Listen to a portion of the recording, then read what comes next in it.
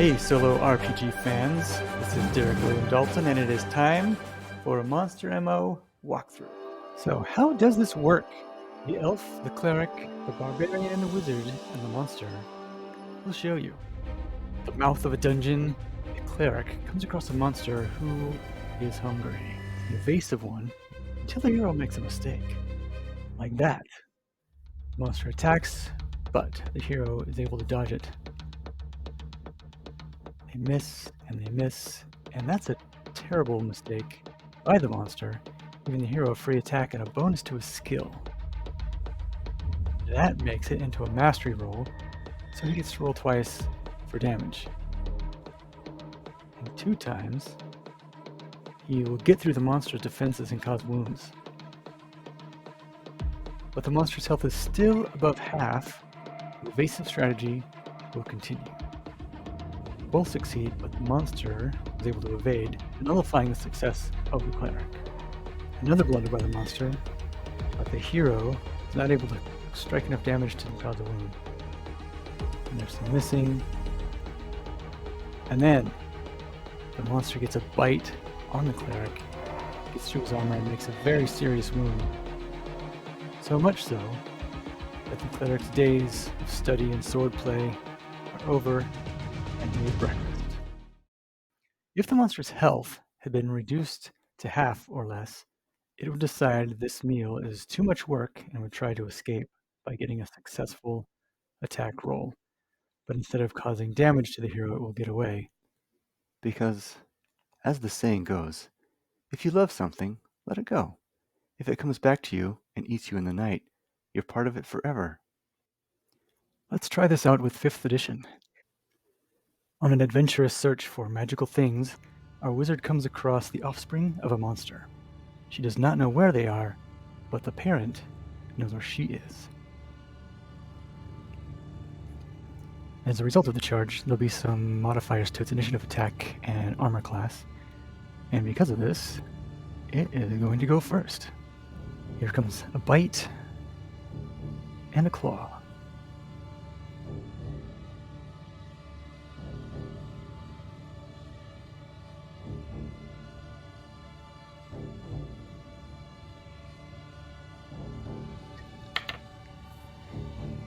That puts an end to the search for magical things in a magical place.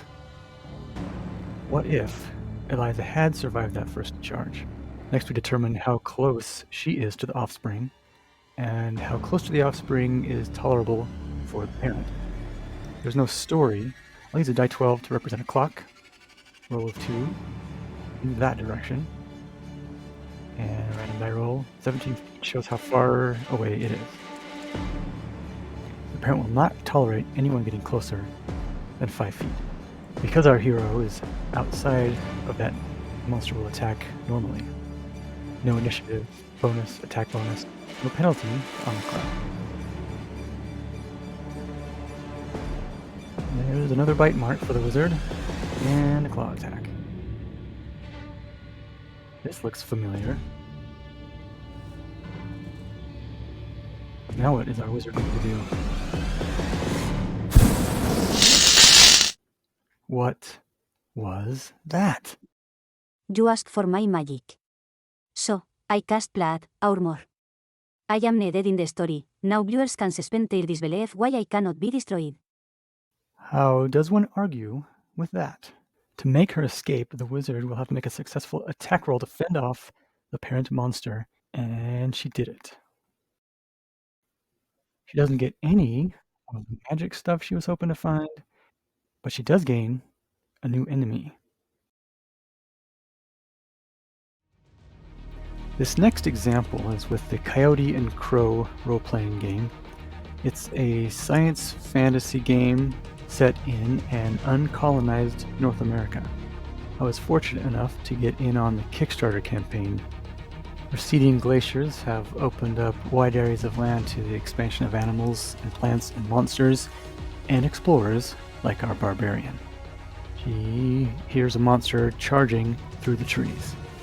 She prepares to defend herself, but the monster races past, invading a monster's territory and fighting it while it's just trying to defend itself is rather colonial and therefore very much not in the spirit of Coyote and Crow. So the true territorial foe is a hunter drone, and the monster is their prey.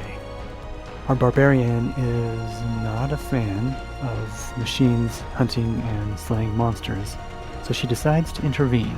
The first step will be a dice check for the hunter drone using its stealth dice pool of 6. A typical success number, as in this scenario, would be 8, meaning one of these 6 dice have to be 8 or higher. If it's lower than 8, it's a neutral result. A 1 is a fail, 8 or above is a success, and a 12 is a critical dice, and those are re-rolled to gain additional successes. The result of this roll is 3 dice above 8 and 3 below, no 12s or 1s, meaning 3 successes, which is sufficient for a success on the card. Given that there were no critical dice, then we don't go the mastery route to the left for the +3 bonus, nor to the failed side -1, but +1 to the next dice pool. The barbarian does not like the idea of machines hunting animals. She's probably not a fan of those who would send the machines. She's bothered enough, she picks up a rock. She has a dice pool of 6 based on her abilities and skill rank. Each of the critical dice count as 1 success. When re-rolled, a success counts as 2 and a neutral as 1 for a total of 5 successes.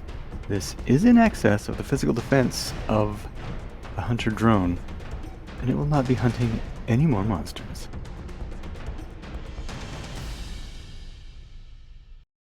If the hunter drone had not exploded from impact with a rock, whether from the rock missing or its physical defense not going to 0, it would have continued attacking. If its physical defense was above half, if it was half or less, it would attempt to retreat with a successful stealth roll. Meanwhile, the barbarian could continue winging rocks. The One Ring by Free League Publishing is another Kickstarter project I backed. And here's how it would look with a greedy monster and the mechanics of Middle-earth. Exploring some ancient Noldorian or perhaps Numenorian ruins, a monster charges from within, intent on taking the elf's gear and coin. Given the charge, there's no time for a ranged attack. In the rules of the One Ring, the heroes go first. The elf's roll is less than his target number, that is a miss. The monster's roll is less than the elf's parry, so that also is a miss. The elf tries to attack again without success, but the monster has finally landed a blow on the heroic elf. The roll is 2 higher than the elf's parry, so the elf's endurance goes down by 2. Being wise and not particularly aggressive, the elf realizes this battle will not go his way. He surrenders. The monster happily accepts and relieves him of his sword, bow, quiver, arrows, coin, and everything else of value before retreating back into its lair with a cruel laugh. Had the monster not charged, or had the elf been farther away and had time for a few ranged attacks, it's probable he could have reduced the monster's endurance down to 3/4 of its original value. Had that occurred, the monster would try to retreat, deciding that whatever the elf had was not worth the pain or the effort. With a successful roll, it would escape back into its lair, and our hero the elf would be free to continue his adventure.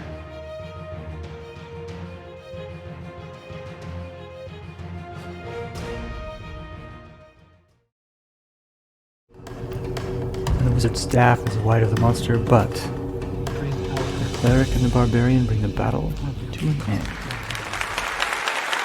This is not an encore. That sounds like an encore request to me. I assure you it is not. Kindly rein in your ego. Adventurers were somewhat entertained but still have questions. Right. Cleric, you take MMO and Lone Wilderlands. It shall be done straight away. Eliza, you're up for MMO and 5th edition. Can you give us something more than hitting things with a stick? My magic will depend on my attitude. When I get there. Barbara, will you give us a display with Coyote and Crow? Yes. Just don't confuse Indian and Native American, please. What's left? Oh, the One Ring. Who wants it? I will do it. I have recovered from my last performance. Also, I am the only one left. Ollie, are you ready, mein druže? Tak, Mr. Dalton. Odne question. Why your pencil make me look like Muppet?